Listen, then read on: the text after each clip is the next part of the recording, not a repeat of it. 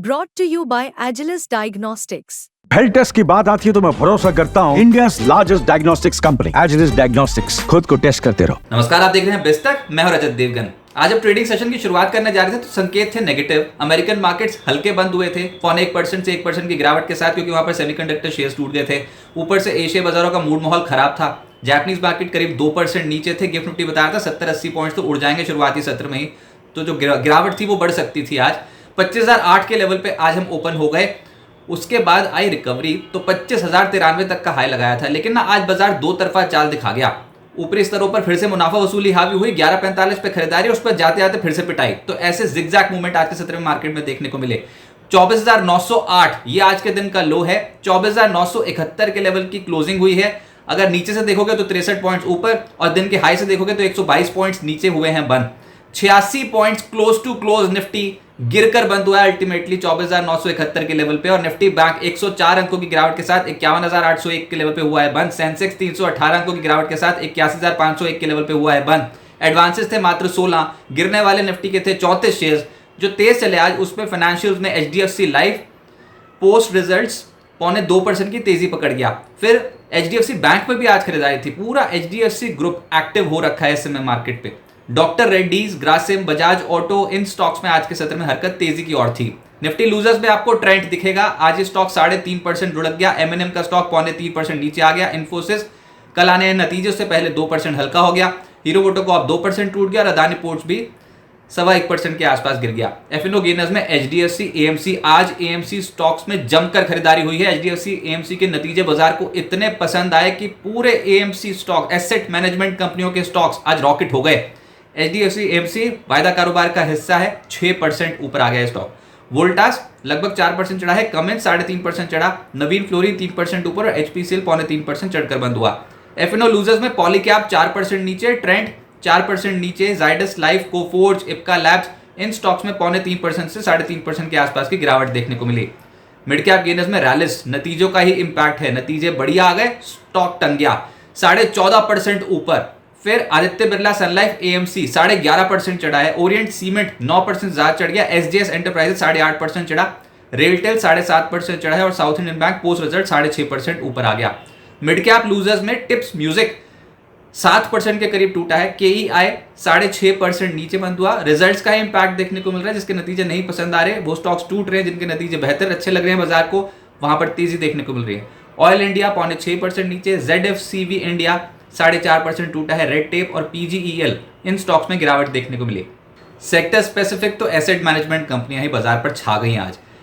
आदित्य बिरला सन life AMC सबसे तेज चला है 11.5%। यूटीआई एएमसी 7.5% ऊपर। और ये सब एचडीएफसी एएमसी के नतीजों का ही इंपैक्ट है। एचडीएफसी एएमसी आज 5.5% ऊपर, रिकॉर्ड लेवल्स पे पहुंच गया ये stock.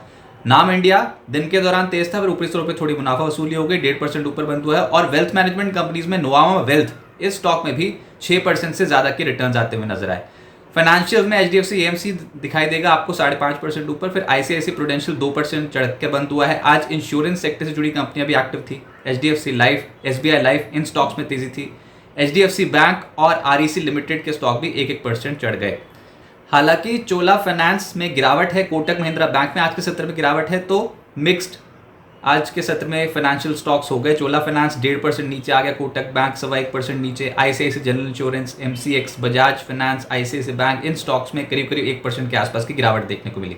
Real estate stocks active हुए आज, जिसमें महिंद्रा लाइफ स्पेस 0.3% चढ़ गया। ये निचले स्तरों से रिकवरी ये स्टॉक दिखा रहा है पिछले कुछ दिनों से। गोदरेज प्रॉपर्टीज 2.5% ऊपर आया। डीएलएफ 1% चढ़ गया। और फीनिक्स लिमिटेड भी 1% चढ़ गया, लेकिन गिरे भी हैं, जिसमें रेमंड और प्रेस्टीज शामिल हैं।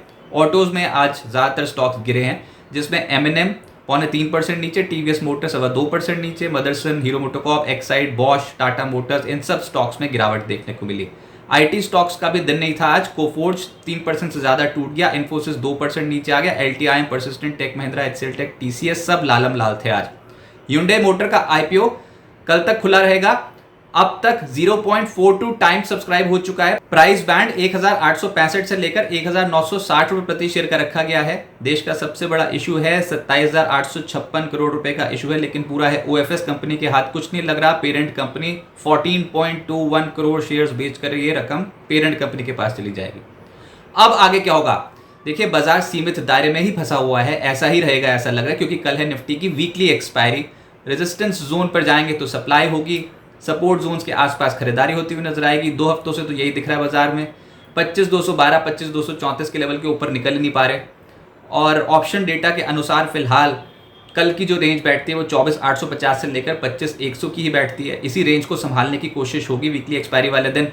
25,050 25,100 के करीब निफ्टी पे रेजिस्टेंस मिलेगा और नीचे 24,900 24,850 के आसपास सपोर्ट मिलेगा। तो बाजार दायरे में ही रहेगा जब तक मेजरली 24,200 24,230 के लेवल को नहीं ना पार करते, तब तक तो बाजार पे अभी इंडेक्स स्पेसिफिक तो कुछ नहीं होने वाला, लेकिन काउंटर स्पेसिफिक तो ऐसे जबरदस्त मूव्स देखने को मिल रहे हैं ना, जो पिछले 2 हफ्तों से हमको नहीं देखने को मिले थे, वो अचानक से इस हफ्ते देखने को मिले हैं। जैसे कि ब्रोकिंग कंपनियों के स्टॉक्स चढ़े पहले जब एंजल वन के नतीजे आए थे, उसके बाद HDFC AMC के जैसे नतीजे आए तो एसेट मैनेजमेंट कंपनियों के स्टॉक्स चढ़ गए। केमिकल स्टॉक्स में हमने तेजी देखने को मिली है, जिसमें रैलिस लीड कर रहा था, लेकिन उसके बाद बाकी के केमिकल स्टॉक्स भी बहुत एक्टिव हो गए। तो काउंटर स्पेसिफिक एक्शन तो इसमें मार्केट पे देखने को मिल रहा है, भले ही इंडेक्स ना इस समय एक्टिव हो रहा हो।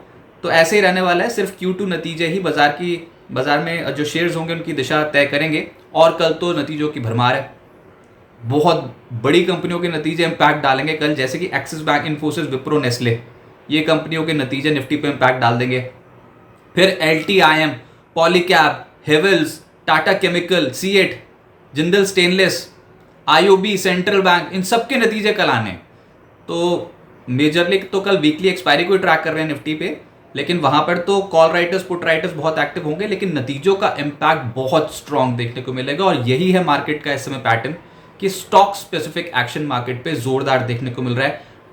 कब बड़ी चाल बनेगी ये समय बताएगा, क्योंकि अभी एक रेंज पे है, तो या तो इस रेंज के लोअर एंड को बिल्कुल तोड़ दो, 24,800 24,700 के लेवल को तोड़ दो तो हम नीचे आना शुरू कर देंगे, या फिर ऊपर 25,200 25,230 के लेवल को निकाल दो, तो उसके बाद बाजार पे जो दिवाली से पहले की खरीदारी होती है ना, वो होती हुई नजर आएगी इंडेक्स पे। तो इंडेक्स रेंज में फंसा हुआ है, लेकिन शेयर्स पे इस समय बहुत तगड़ी चाल देखने को मिल रही है। बिस्तक आपके लिए लाया है प्रीमियम मेंबरशिप प्रोग्राम, जहां आपको मिलेंगे कई सारे फायदे, जिनमें मार्केट न्यूज़लेटर, लाइव चैट पर आपके सवालों के सबसे पहले जवाब, मार्केट आउटलुक, वीकेंड पर मार्केट स्कैन, एंकर्स के साथ चैट और भी बहुत कुछ। इस प्रीमियम सब्सक्रिप्शन में 3 तरह के प्लान्स हैं, सिल्वर, गोल्ड और प्लैटिनम, जिनकी शुरुआत मात्र 159 रुपए महीने से होती है।